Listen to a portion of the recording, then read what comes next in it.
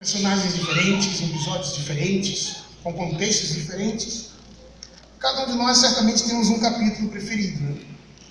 Capítulo 40 é o meu. Este é o meu salmo preferido. Antes mesmo de tudo acontecer, Deus já havia escrito.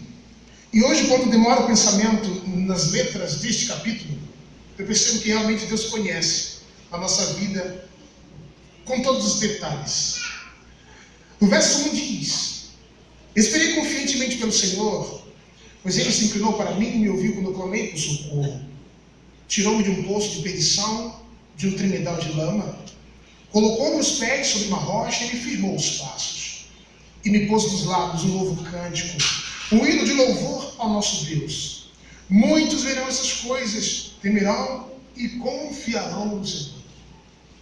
Queridos, paciência tinha realmente que ter para esperar em Deus o que eu precisava obter de Deus. Durante 12 anos da minha história, eu fui aluno da escola adventista e dentro daquela instituição eu conhecia Cristo. A teoria, de fato, me fez conhecer a Cristo. E o interessante é que dentro daquele lugar nós tivemos alguns contatos com amigos que até o dia de hoje ainda há uma comunicação.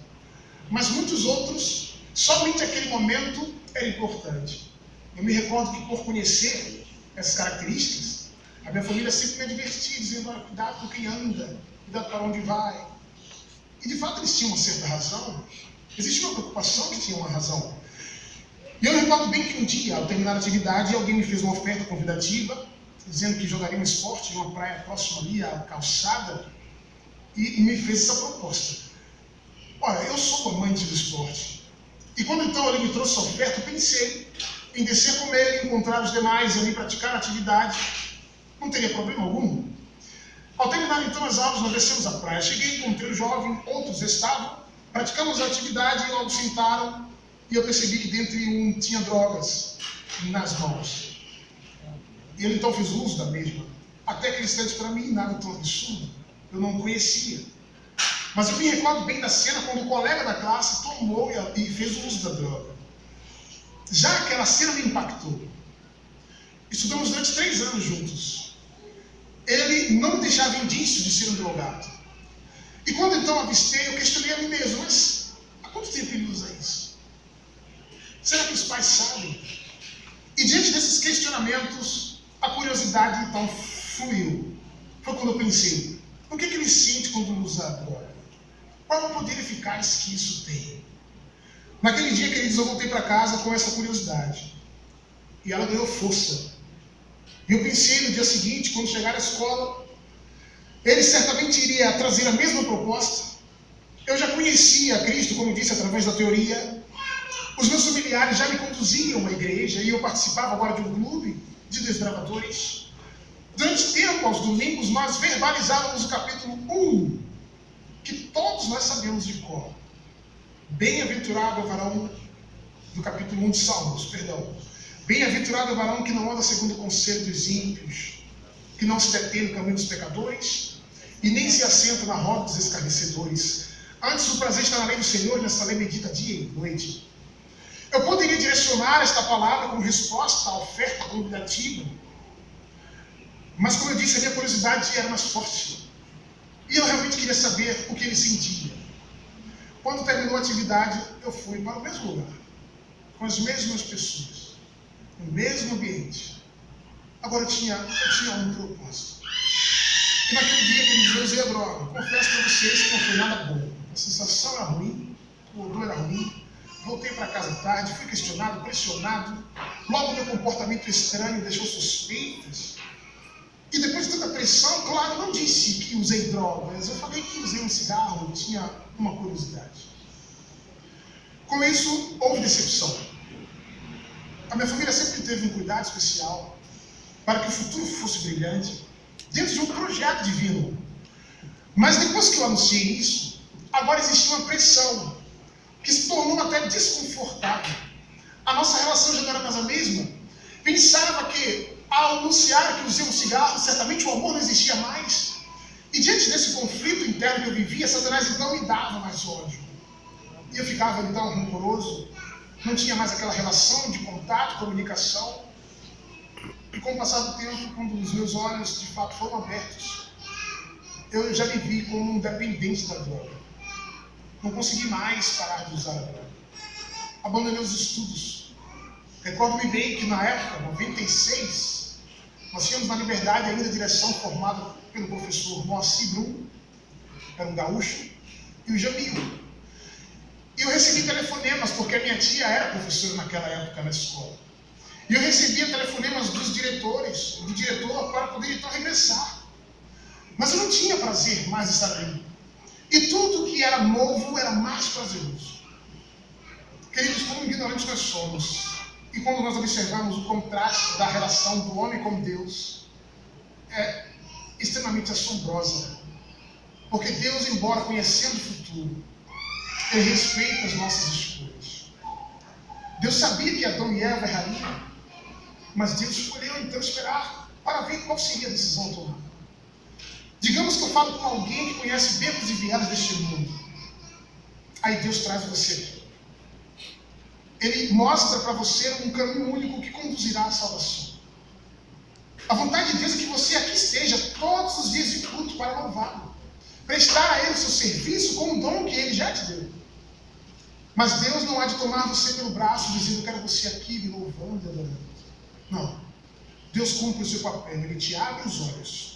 Ele te mostra os caminhos e as consequências. Mas a escolha quem faz é você. E eu agradeço a Deus porque você aqui está fazendo uma escolha. Naquele dia, Deus me abriu os olhos. Eu já era conhecedor das consequências.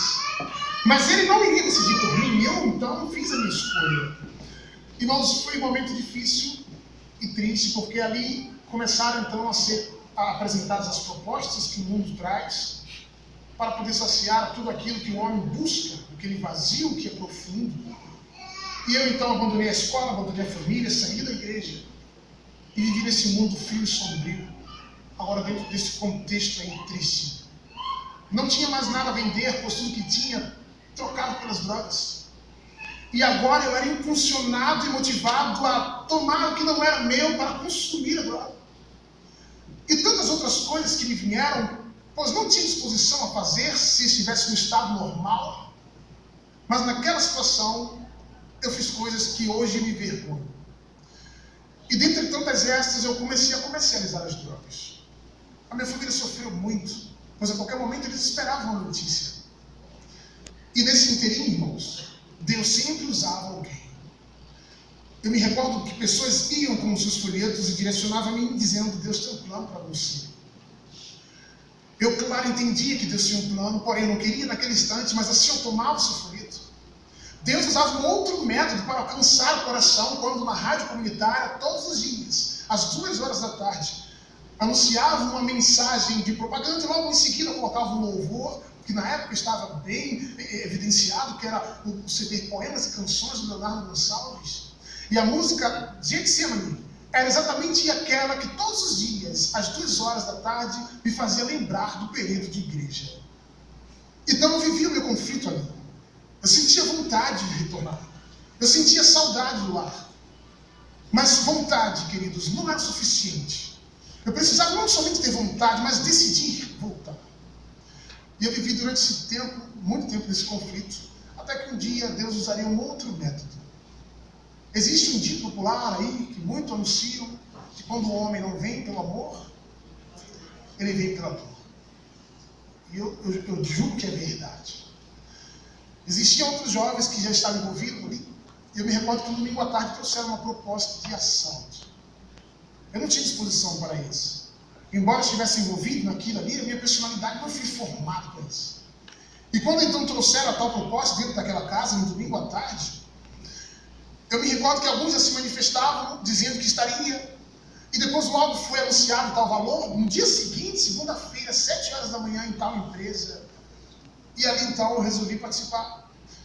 E no dia da segunda-feira, bem cedo, eu fui para o ponto de encontro com os demais. E nós fomos atuar ali, onde foi anunciado.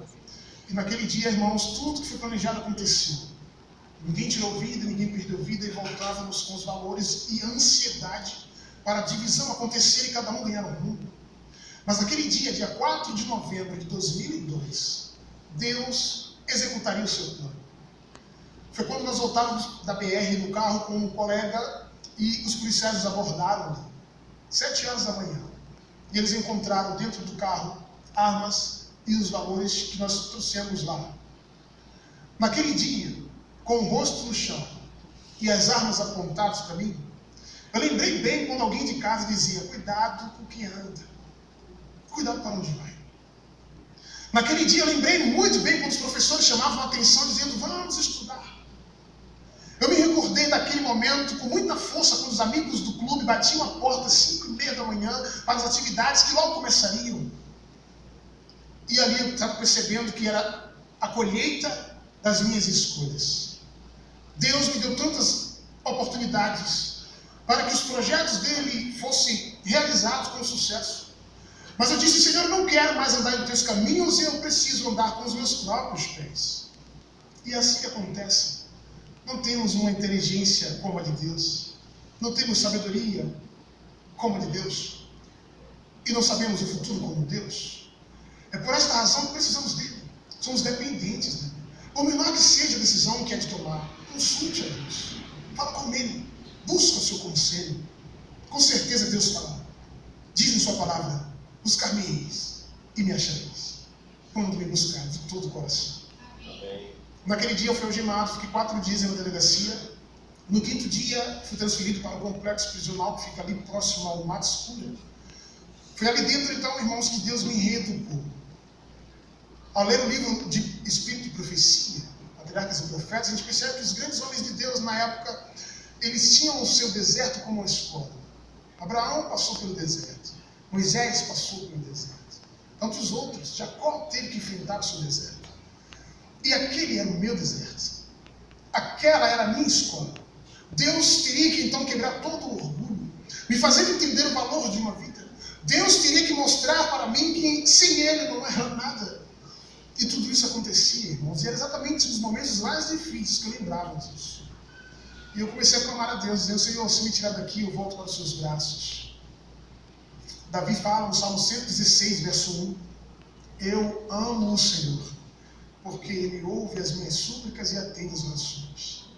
Deus conhece um coração sincero. Deus tem prazer em atender uma oração sincera.